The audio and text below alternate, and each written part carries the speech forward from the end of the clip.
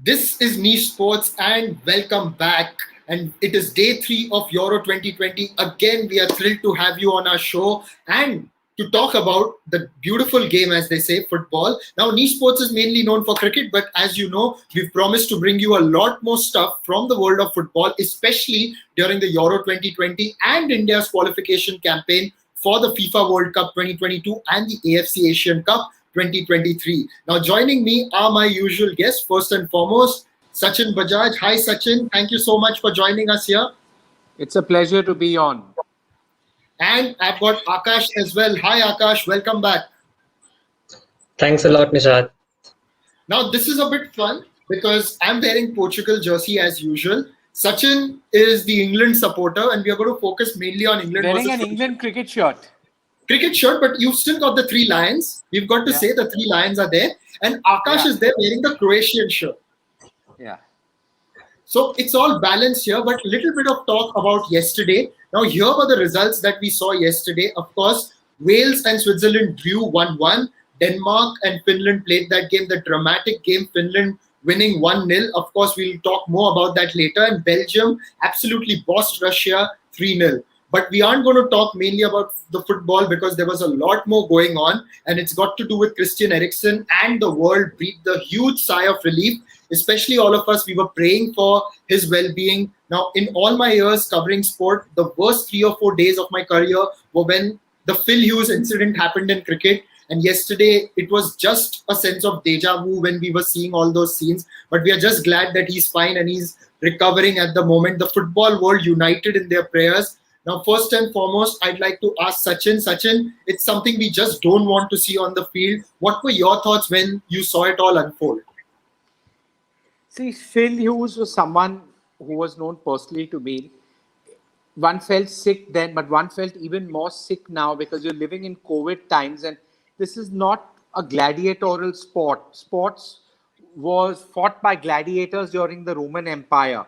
Right now, sport is played well, and you don't want to see anyone getting hurt, injured, or not well. It's played for the right reasons. It's played to entertain people.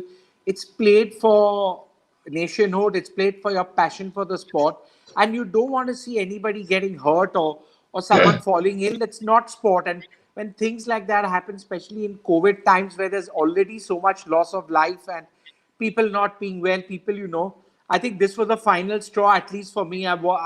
I was feeling quite sick yesterday, and I mean, I thank God. And if there's one thing I thank God for is that Christian Eriksen is on the way to recovery. He's a local Danish lad.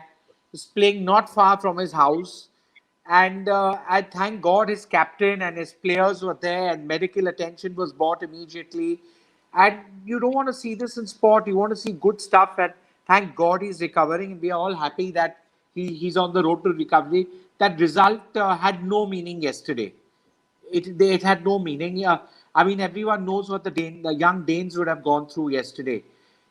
But we want to see Christian Eriksen back fit. It's not about whether he plays or doesn't play or anything. We want to see him well, and we wish him and his family and blessings to him and his family always. Absolutely beautifully summed up. And Akash, if you actually see, there were memories of the Mark Vivian 4 incident from 2003.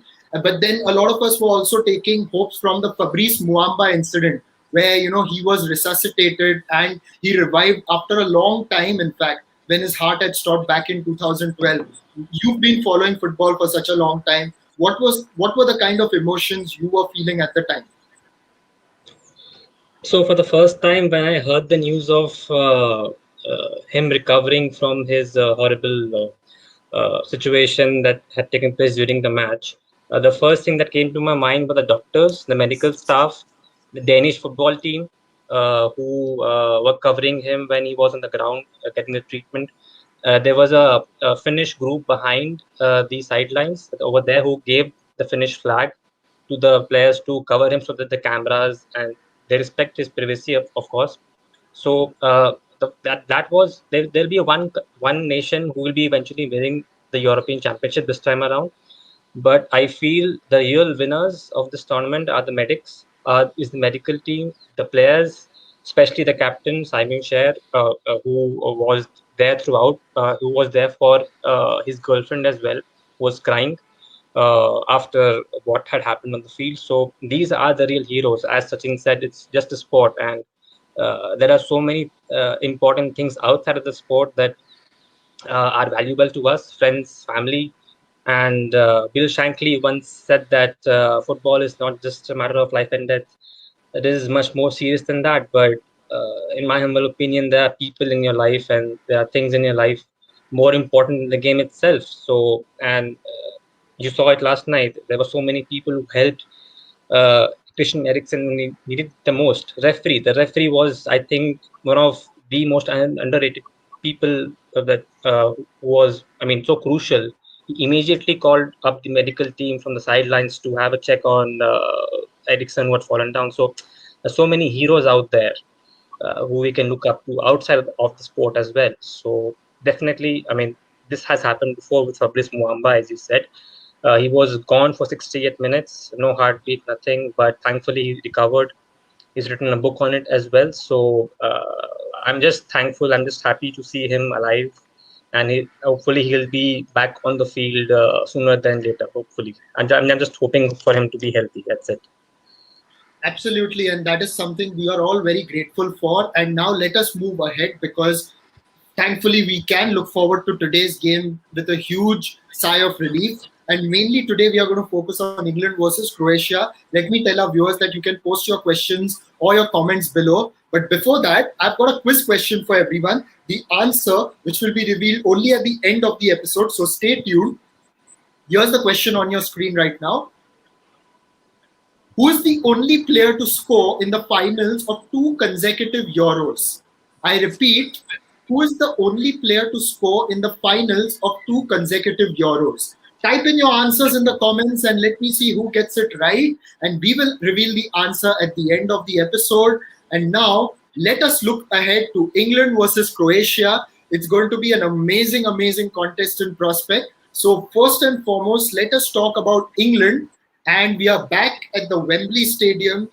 It's obviously great to see. I've been watching videos on social media of fans flocking to the Wembley Stadium, and it's definitely a great sight to see considering what we have been through since last year. Now, England have made it to the Euro 2020 as group winners with a single loss to Czech Republic, and they've won 7 matches. Sachin, your team back in the hunt at the famous Wembley Stadium, a stadium with a lot of memories for English football and English sport.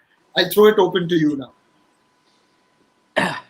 I'm going to go back to the year 1996, where England under Terry Venables reached a semi-final and lost to Germany on penalties in the semi-final. But what I have a very significant story from that. That was the year Gascoigne was on fire, and Terry Venables was LTEL, as he was called, was playing his diamond formation, and it was the emergence of the Robbie Fowler, Steve McManaman, Jamie Redknapp, Beckham, Butt, Giggs era. And England were just on the ascent then, and they had a crucial game against Holland. Uh, and I remember it was the same day India were playing a test match at Lord's. Azharuddin led, and Ganguly and Dravid were making their debuts at Lord's that day. And Ganguly got 100, and I think Dravid got 80 or 90. I still remember leaving Lord's at tea time, or just half an hour after tea. Ganguly had just got his 100, getting on the 4 stations down to Wembley Park. And that was the old Wembley with the twin towers, far greater atmosphere, better atmosphere than the current Wembley. And I remember Holland got a mighty belting that day, mighty belting, 4-0 or something it was. And what an atmosphere. England were on the run. And the famous Badil and Skinner song, Three Lions on My Shirt, Jules Rimet still gleaming. Then it was 30 years since they had won the World Cup. So 30 years of hurt never stopped me dreaming. Three Lions on My Shirt. The whole of England was singing that song. And I think what the England fans are going to try and do is revive that memory. I think Wembley will be electric today. It will be special. And England are one of the tournament favourites. They've reached the World Cup semi-final. And they have a young side with a couple of senior players like Kane and Jordan Henderson. They have everything to play for. and they're up against Croatia. I think England have an advantage, but Croatia has got players like Dejan Lovren, who played at Liverpool, and he has played against all these players, and he's a top-notch defender. He'll be organizing the defensive line, all to play for an interesting game. I think England will win 2-0. Perfect. And as we've seen in the qualification, England scored 37 goals and conceded only 6. Now, here are a few other interesting stats for you. First and foremost, this is the 10th time that England are taking part in the European Championship. No team has played as many games in the tournament without ever reaching the final. Now, that is a bit of pressure. And also, England have never won their opening game at a Euro Championship. They have drawn 5 and lost 4. Akash, this time things could be different, but as we were talking off air, you told me that you are not very happy with the kind of side that they have put forward. It's a bit strange to see definitely someone like Trippier starting at left back when they have two specialist left backs, two seasoned left backs in the form of Luke Shaw and Bill Chilwell. Shaw had a fantastic season at Manchester United. Chilwell has won the Champions League with Chelsea, so it's a bit strange to see Trippier on the right back position, left back position. I'm sorry. Perhaps he's starting him because of his set piece capabilities, perhaps. And I also feel that this is a little defensive minded lineup from Southgate. He started Calvin Phillips and Declan Rice both, perhaps to nullify the midfield of Croatia, who has Modric, Kovacic, and Ante Rebic as well. So that could be the reason he has started off with Rice and Phillips. There's no Grealish either in the starting 11. So I'm just assuming that it is more of anticipation that Southgate was in with respect to the Croatian midfield, which is supremely experienced. They have the likes of Modric, Kovacic, Kramaric. They have played thousands of minutes together with each other in the national team. So a little disappointed with the starting 11, but we'll only find out as the game progresses. Now, talking about their opponents, Croatia, definitely we remember them mainly because of the way that they've made it to the final of the 2018 FIFA World Cup, led by Luka Modric, and that team really lifted their spirit. Now, this was Croatia. They won 5 and lost 1 in 8 matches at the Euro 2020 qualifying. A good side. Also, they scored 17 goals in the qualification and they conceded 10. Now, they are taking part in their 6th Euro Championship, and it is their 5th in a row. Akash, there's a lot to look forward to from this Croatian side as well. Exactly. As I said, they have some extremely experienced players on the side. Although they might have aged a little and they might have gone a little bit of radar also recently, but you cannot undermine the huge experience that they have under their belt. This English side is very quick on the counter. They have some very agile players in the form of Mason Mount, Foden, Rashford, Sancho, etc., etc. So they will be up against an English team which is quite young and aggressive. However, I do feel it will be difficult for them to break down this experienced Croatian squad. It's not going to be that easy either. They met in the semis of the World Cup in Russia.